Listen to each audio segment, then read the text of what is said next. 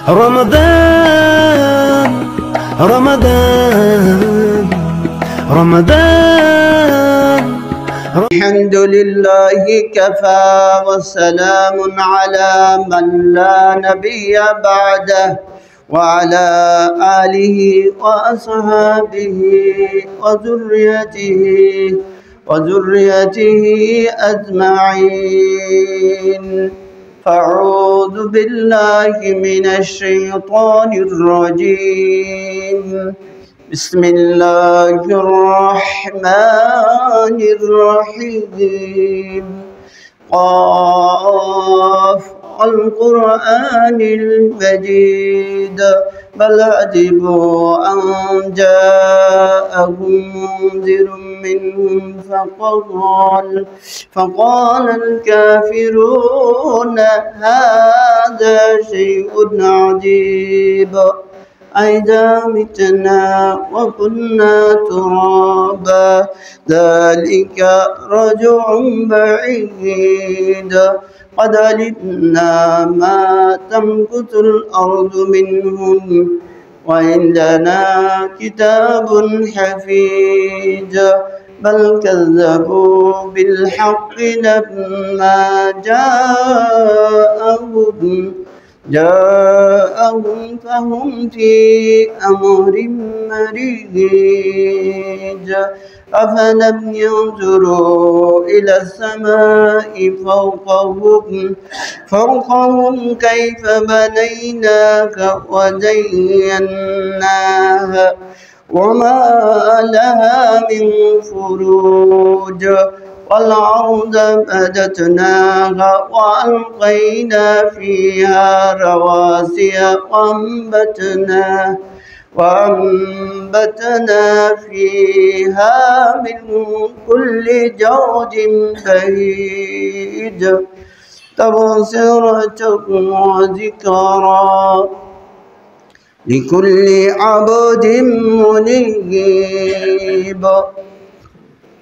وقال تعالى في موضع آخر أعوذ بالله من الشيطان الرجيم.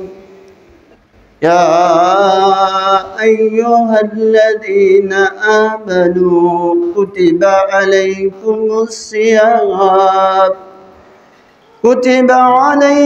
الصيام كما كتب على الذين من قبلكم لعلكم تتقون أياما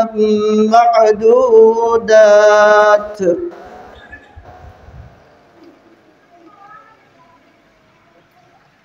عن ربيعة ابن كعب الأسلمي رضي الله تعالى عنه قال للنبي صلى الله عليه وسلم سأل فقلت أسألك مرافقتك في الجنة فقال أو غير ذلك قلت هو ذاك قال فأعني على نفسك بكثرة السجود رواه مسلم. আলহামদুলিল্লাহ, যাবতীয় হামদ, যাবতীয় প্রশংসা সেই মহিয়ান গরিয়ান আল্লাহ সুবহানাহু ওয়া তাআলার জন্যে, যে মহান রব্বুল আলামিন রমাজানুল মুবারকের প্রথম জুমাতে উপস্থিত হয়ে আমাদেরকে তার গৃহে এসে সালাত আদায় করার লক্ষ্যে বসার সুযোগ করে দিয়েছেন।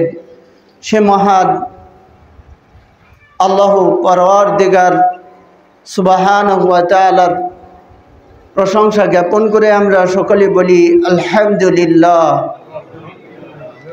দরুদ ও সালাম বর্ষিত হোক মানবতার মুক্তির দূত বিশ্বনবী মুহাম্মদুর রাসূলুল্লাহ সাল্লাল্লাহু আলাইহি ওয়াসাল্লামের পবিত্র আত্মার প্রতি, যার মাধ্যমে আমরা ইসলামের সচেতন ছায়াতলে অবস্থান করার সুযোগ লাভ করেছি।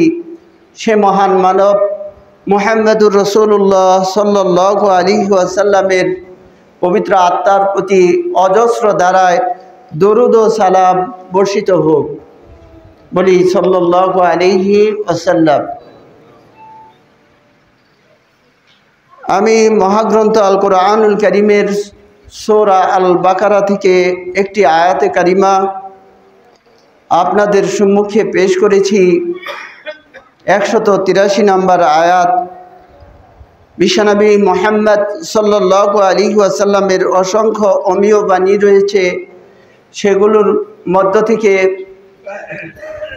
বিশুদ্ধ কিতাবের সহিহ মুসলিমের রিওয়ায়াত থেকে একটি হাদিস পেশ করেছি।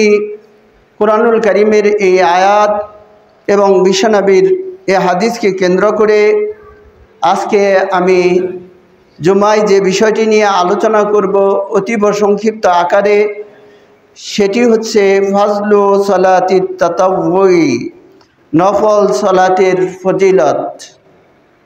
তার আগে আমরা রমজানে উপস্থিত হয়েছি। এই রমজান সম্পর্কে সামান্য ধারণা দিয়ে ইনশাআল্লাহ আমি আমার বিষয়ের চলে যাব, আল্লাহ তাআলা তৌফিক দান করলে। ওমা তৌফিকি ইল্লা বিল্লাহ আলাইহি তাওয়াক্কালতু ওয়া ইলাইহি উনীব। সম্মানিত হাজিরিন, পর্দার আড়ালের মা ও বোনেরা, আমরা যে সিয়াম পালন করছি, এই সিয়াম শব্দের আবিধানিক অর্থ হচ্ছে আল ইমসাক, বিরত থাকা, আর তারকু, ছেড়ে দেওয়া। সিয়াম শব্দের আবিধানিক অর্থ হলো পরিত্যাগ করা, ছেড়ে দেওয়া, বিরত থাকা। পারিভাষিক অর্থে ওয়াল ইমসাকু আনিত তাআমি ওয়াশ শিরাব ওয়াল জিমাই মান নিয়া মিন তুলুইল ফজরি ইলা গুরুবিশ শামস। পারিভাষিক অর্থে সিয়াম বলা হয় সুবহে সাদিক থেকে নিয়ে সূর্যাস্ত পর্যন্ত যাবতীয় পানাহার, খাদ্যদ্রব্য গ্রহণ করা এবং পানীয় বস্তু পান করা এবং স্ত্রী মেলামেশা এগুলো থেকে দূরে থাকার নাম হলো সিয়াম। আল্লামা আবু তাহের বর্ধমানী রাহিমাহুল্লাহ তিনি বলতেন, সিয়াম হলো সূর্য উদয়ের পূর্ব হতে সূর্যাস্ত পর্যন্ত পানাহারের দাবি, নিদ্রার দাবি এবং যৌন চাহিদার দাবি থেকে নিজেকে মুক্ত রাখার নাম হলো সিয়াম। পরিষ্কারভাবে আমরা বুঝতে পারলাম কিনা? আমাদের বোঝা উচিত যে সুবহে সাদিক থেকে নিয়ে অন্য মাসে যে কাজগুলো আমাদের জন্য হালাল ছিল, সেই কাজগুলো রমজানুল মুবারকে আমাদের জন্য নিষিদ্ধ, সেখান থেকে বিরত থাকার নামও হলো সিয়াম। যেমন অন্য মাসগুলোতে আমরা দিনের বেলায় খাদ্য গ্রহণ করেছি, পান করেছি এবং যারা স্বামী স্ত্রী আছি, বৈধ স্বামী স্ত্রীর বিবাহ বন্ধনের মাধ্যমে আল্লাহ তাআলা যে কাজটি হালাল করে দিয়েছিলেন, রমজানুল মুবারকে সেই কাজগুলো আমাদের সেখান থেকে বিরত থাকতে হচ্ছে। এর নাম হলো সিয়াম। আর এই সিয়ামের আরেকটি শব্দ হলো রমজান শব্দ থেকে রমাদান এসেছে। রমাদান শব্দের অর্থ হলো পুড়িয়ে দেওয়া, জ্বালিয়ে দেওয়া, ছারখার করে দেওয়া। এর অর্থ হলো সিয়াম আসার সাথে সাথে অন্য মাসে যে সমস্ত গুনাহের কাজগুলো করেছি, সেই সমস্ত গুনাহের কাজগুলো পরিত্যাগ করা, আর আমাদের দ্বারা যে গুনাহের কাজ হয়ে থাকে সেই গুনাহগুলোকে পুড়িয়ে ছারখার করে দেওয়ার নাম হলো সিয়াম। দিনী ভাইয়ের আমার, মুসলিম ভাতৃমণ্ডলী, এই সিয়াম কখন ফরজ হয়? সিয়াম ফরজ হয়েছে আল্লামা তাবারি রাহিমাহুল্লাহ তার বিখ্যাত জামিউল বায়ান নামক তাফসিরে উল্লেখ করেছেন। মুআয বিন জাবাল রাদিয়াল্লাহু তাআলা আনহু থেকে হাদিস এসেছে।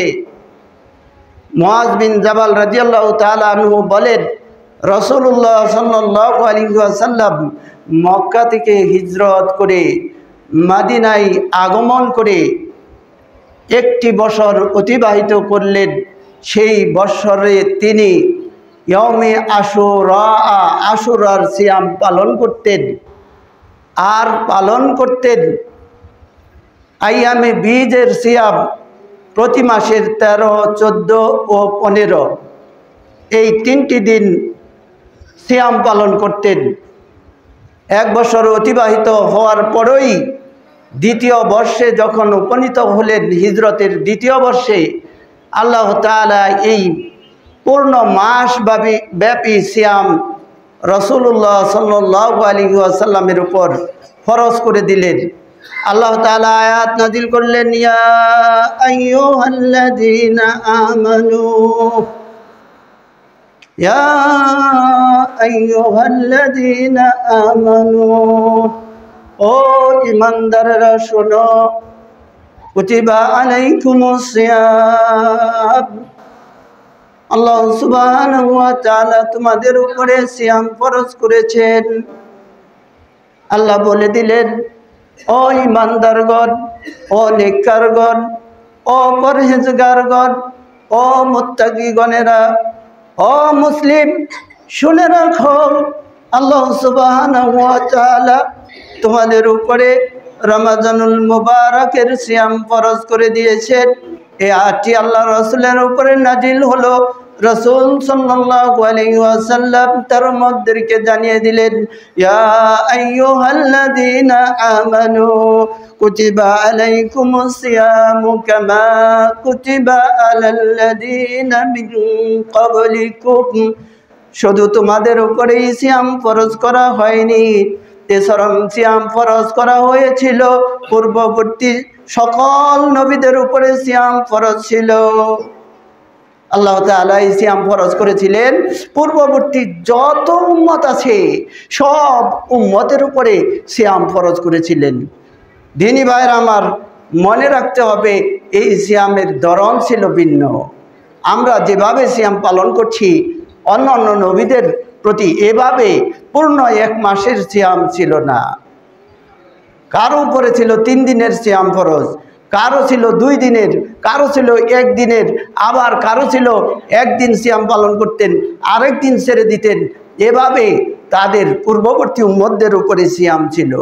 আর আল্লাহ তাআলা আমাদের নবীর উপরে সিয়াম ফরজ করে দিলেন পূর্ণ 1 মাস।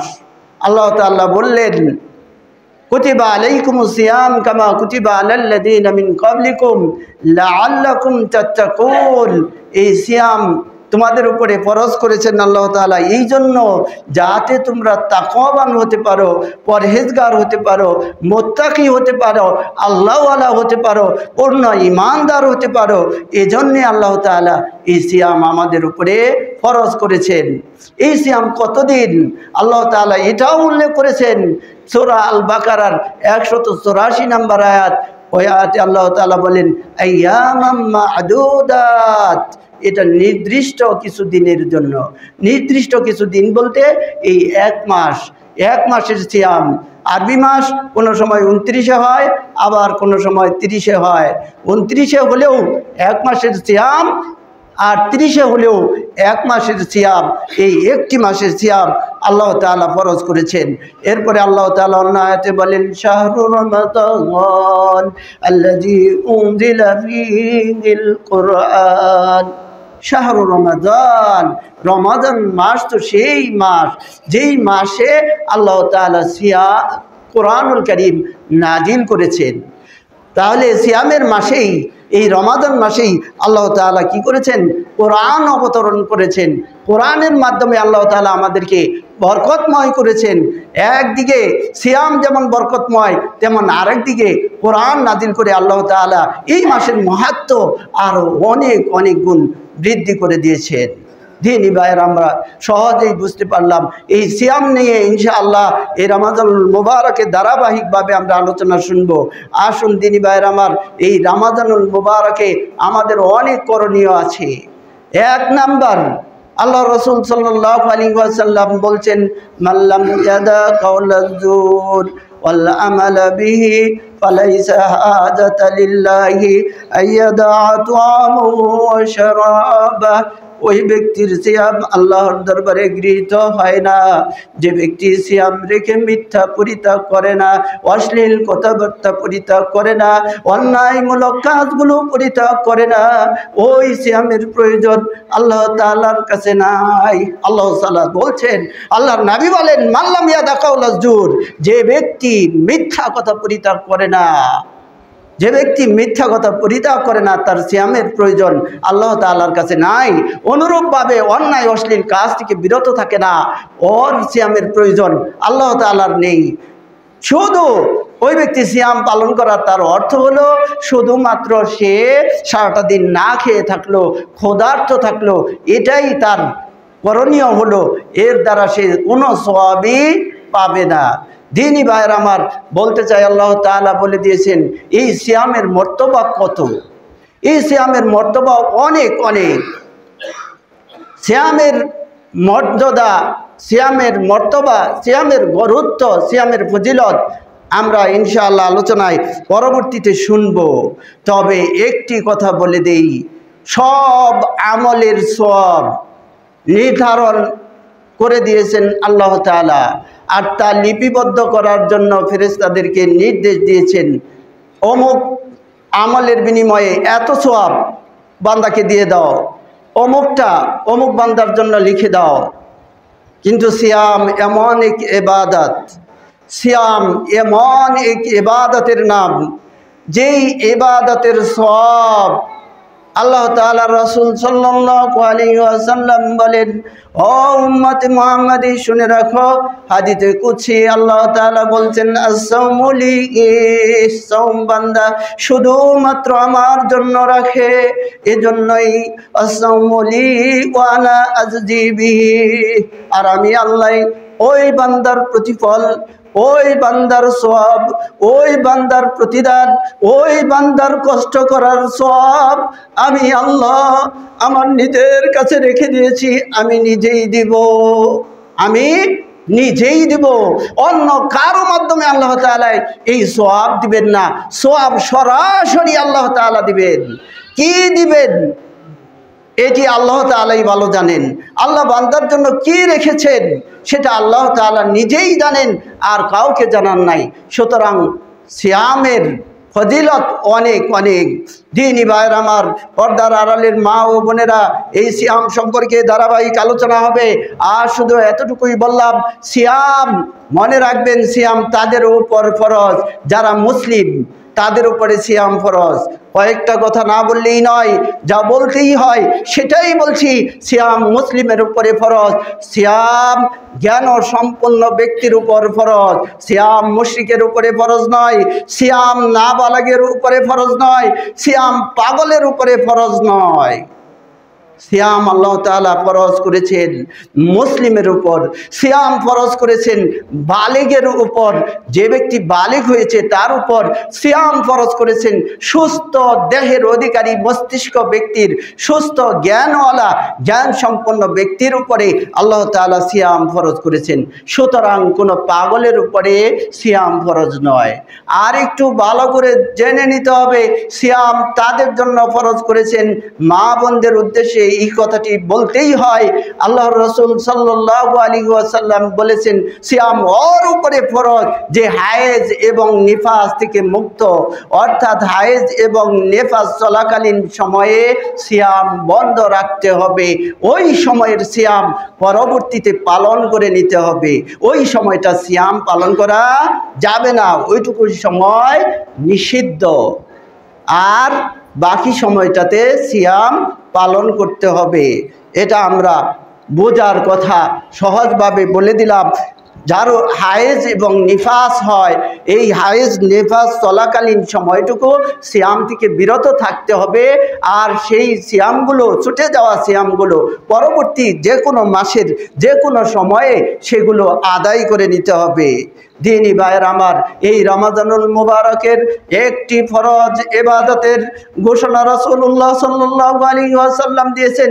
70টি ফরজ ইবাদত পালন করলে যে সওয়াব হয়, আল্লাহ তাআলা একটি ফরজ আদায় করলে সেই 70টি ফরজের সওয়াব আল্লাহ তাআলা তার আমলনামায় দিয়ে দিবেন। যে ব্যক্তি একটি নফল সালাত আদায় করবে, আল্লাহ রাসূল বলেন সে ফরজের সমান সওয়াব পাবে। দিনী ভাইয়ের আমার, আজকের যেই বিষয় নিয়েছিলাম ফাজলু সালাতি তাতাব্বুই, নফল সালাতের ফজিলত সম্পর্কে আলোচনা করব ইনশাআল্লাহ। আল্লাহ সুবহানাহু ওয়া তাআলা তার মহাগ্রন্থ আল কোরআনুল কারীমের সূরাতুল বাকারার 138 নম্বর আয়াতে আল্লাহ তাআলা বলেন, হাফিজু আলাস সালাওয়াত ওয়াস সালাতিল বুসতা। আল্লাহ সুবহানাহু ওয়া তাআলা বলেন, হাফিজু আলাস সালাওয়াত, ও মুসলিম মানব মণ্ডলী, তোমরা বিশেষ করে 5 ওয়াক্ত ফরজ সালাত যথাযথভাবে আদায় করো। হাফিজু, সংরক্ষণ করো। হাফিজু আমরের সিগা, আল্লাহ তাআলা এমন এক শব্দ লাগিয়েছেন, জমার শব্দ। আল্লাহ বলছেন হাফিজু, তোমরা হিফাজত করো, সংরক্ষণ করো। আলাস সালাওয়াত, সালাত সমূহ, 5 ওয়াক্ত সালাত, বহু বচনের শব্দ ব্যবহার করেছেন।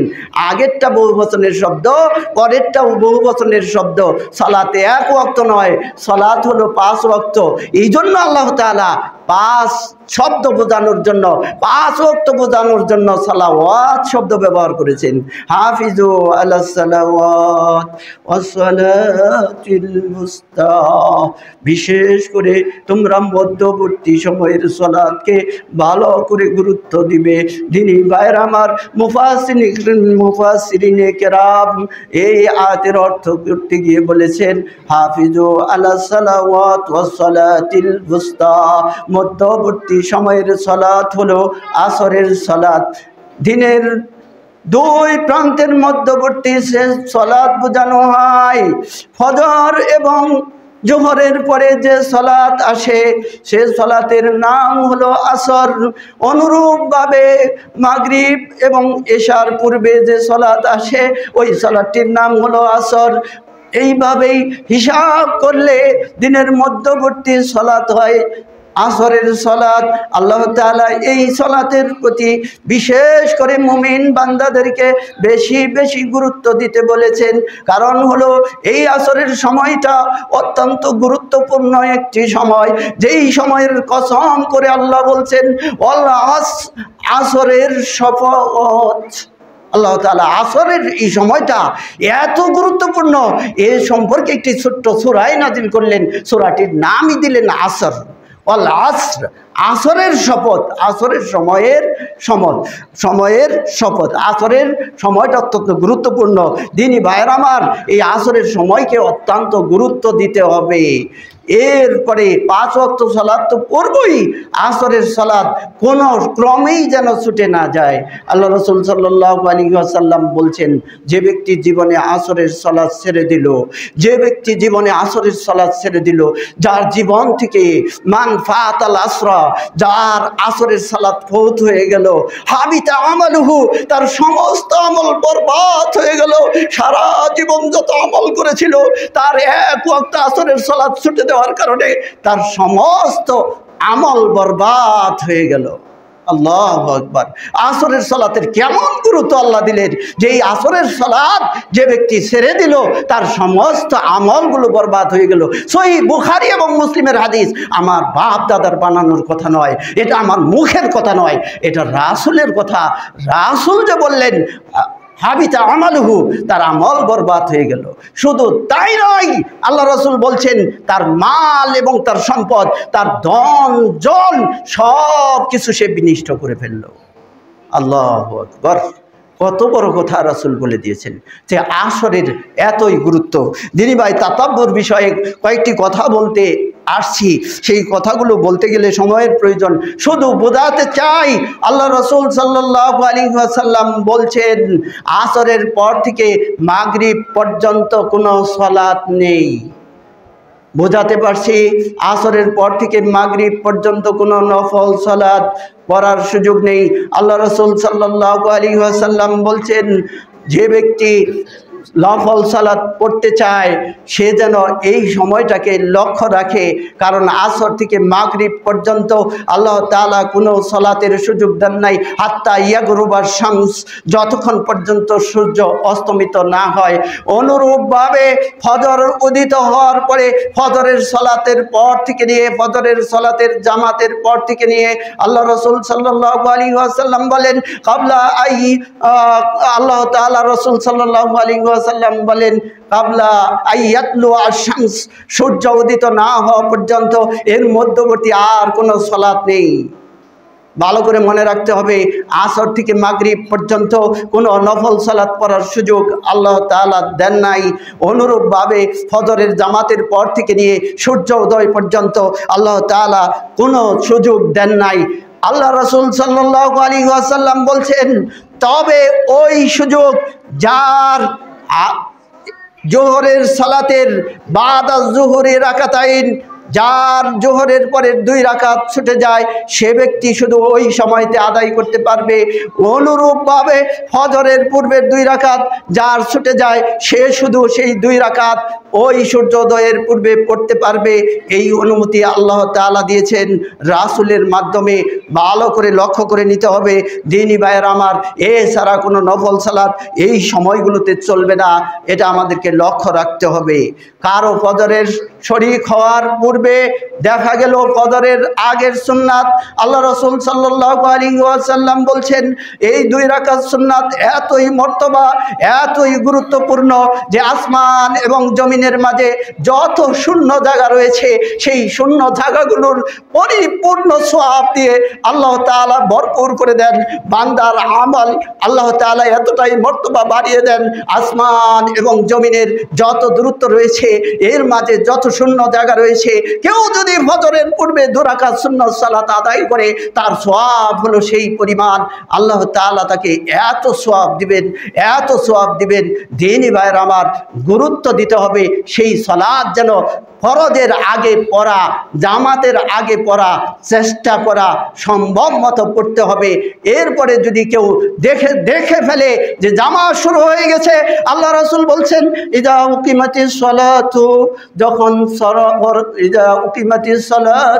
যখন সালাতের ইকামত দেওয়া হয়, যখন ফরজ সালাতের ইকামত দেওয়া হয়, ইজা উকিমাতিস সালাতু, আল্লাহ রাসূল সাল্লাল্লাহু আলাইহি ওয়াসাল্লাম বলেন যখন ফরজ সালাতের ইকামত দেওয়া হয় লা সালাতা, কোনো সালাত নাই ইল্লাল মাকতুবা, ফরজ নামাজ ব্যতীত।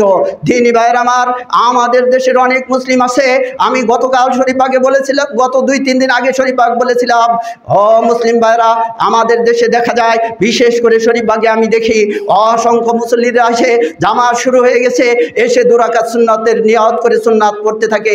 রাসূল এটা নিষিদ্ধ করেছেন। আপনার আমার পাওয়ার নেই, আপনার আমার ক্ষমতা নেই, আপনার আমার অধিকার নেই ওই সময়তে সালাত পড়া। যখন রাসূল নিষিদ্ধ করেছেন তখন সরাসরি এসে জামাতে শামিল হতে হবে। আর ওই সুন্নাতের মর্তবা নেওয়ার জন্য রাসূল আপনাকে আল্লাহ তাআলার মাধ্যমে সুযোগ করে দিয়েছেন। সূর্যোদয়ের পূর্বে আপনি পড়ে নেবেন, আপনার সওয়াব আল্লাহ তাআলা যথাযথই দিবেন ইনশাআল্লাহ, কোনো কমতি হবে না। দিনী ভাইয়ের আমার, তাহলে বুঝতে পারলাম ফজরের পূর্বের 2 রাকাত সুন্নাতের অনেক অনেক গুরুত্ব। আমি আজকে যে বাবের আলোচনা নিয়ে আসছি ধারাবাহিক 3-4 জুমা লাগবে।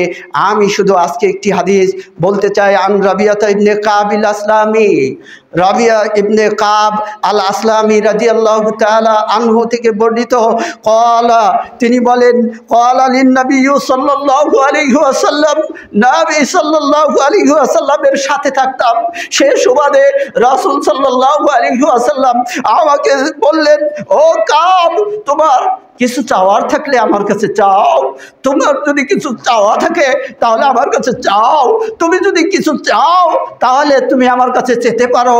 এ কথাগুলো কাবকে রাসূল সাল্লাল্লাহু আলাইহি ওয়াসাল্লাম বললেন। ক্বালা লিন নাবিয়্যু সাল, তিনি বললেন, নবী সাল্লাল্লাহু আলাইহি ওয়াসাল্লাম বললেন, সাল, চাও আমার কাছে। ফাকুলতু, আমি বললাম আসআলাকা মুরাফাতাকা ফিল জান্নাহ। ইয়া রাসূলুল্লাহ, পৃথিবীতে কিছু চাওয়ার পাওয়া আমার কিছুই নাই, দুনিয়ার সম্পদ আমার লাগবে না, আমি আপনার সাথে জান্নাতে একসঙ্গে থাকতে চাই। একসঙ্গে জান্নাতে আপনার সাথে আমি কেমন করে থাকতে পারি, এটা আমি চাই, আপনার সাথে আমি জান্নাতে থাকতে চাই। আল্লাহু আকবার। দেখেন একজন সাহাবীর ঈমান, দুনিয়ার সব বাদ দিছে, রাসূল মনে করছে দুনিয়ার কিছু চাবে তাকে দিয়ে দিবে, কিন্তু এমন এক চাওয়া চাইলেন, হে আল্লাহ রাসূল, আমি আপনার সাথে যেন জান্নাতে থাকতে পারি। এখন যেমনি আপনাকে দেখি, আপনার পাশে বসি, আপনার কাছে গেলে আমাদের মন জুড়িয়ে যায়, হৃদয় বিগলিত হয়। আপনার কাছে আসলে ঈমান বেড়ে যায়, ঈমানের প্রতি আমাদের খেয়াল থাকে, আখিরাতের খেয়াল থাকে, পরকালের খেয়াল থাকে, ওই দিকে আমাদের মন যুক্তি থাকে। কিন্তু যখন আপনার কাছ থেকে সরে যাই তখন তো এগুলো আমরা ভুলে যাই, হারিয়ে ফেলি। আপনার কাছে চাওয়া আমার তেমন কিছু নেই, আমি আপনার কাছে এটাই চাই, জান্নাতে যেন আপনার সাথে থাকতে পারি। ফাকালা, এবার রাসূল বললেন, আও গায়রু যালিক, এছাড়া আর কিছু চাও, এছাড়া আরো কিছু চাও? রাসূল বললেন, আরো কিছু তোমার চাওয়ার আছে?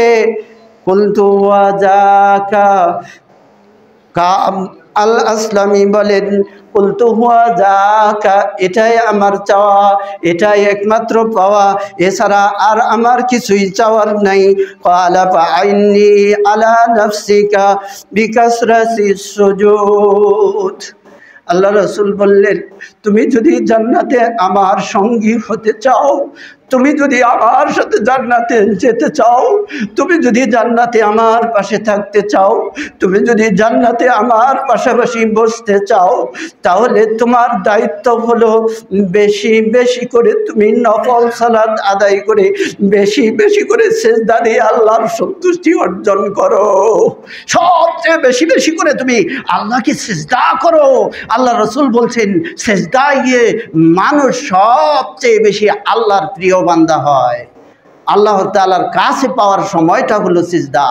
দিনী ভাইয়ের আমার, আজকে আমি এই বিষয়ে আরও কিছু কথা নিয়ে আসছিলাম, সময় শেষ, বলা সম্ভব হলো না।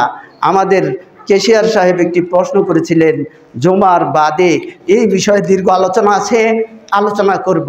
জুমার পরে, ফরজ সালাতের পরে আমরা যে সুন্নাত সালাত আদায় করি, জুমার সালাতের পূর্বে সালাতের ধরন হলো খতিব খুতবার মেম্বারে ওঠার আগ মুহূর্ত পর্যন্ত দু রাকাত করে, যত রাকাত সম্ভব হয় তত রাকাত পর্যন্ত পড়বেন। বুঝাতে পারছি? দু রাকাত করে যত রাকাত সম্ভব পড়বেন। এরপরে জুমার সালাতের পরে দুটি বিধান। এক, প্রিয় নবী সাল্লাল্লাহু আলাইহি ওয়াসাল্লাম তার আমল ছিল 2 রাকাত সালাত যে মুসাল্লায় পড়তেন তা থেকে একটু সরে যেতেন, সরে যেয়ে সেখানে 2 রাকাত সালাত পড়তেন, এরপরে সোজা ঘরে চলে যেতেন, ঘরে চলে যেয়ে 2 রাকাত সালাত আদায় করতেন। এভাবে আপনি যদি চান তাহলে এভাবে আপনি সালাত আদায় করতে পারেন। এরপরে মুসলিমের বিশুদ্ধ রেওয়ায়েতে হাদিসটি আসছে, ইনশাল্লাহ আগামী জুমাতে সেটি বলবো।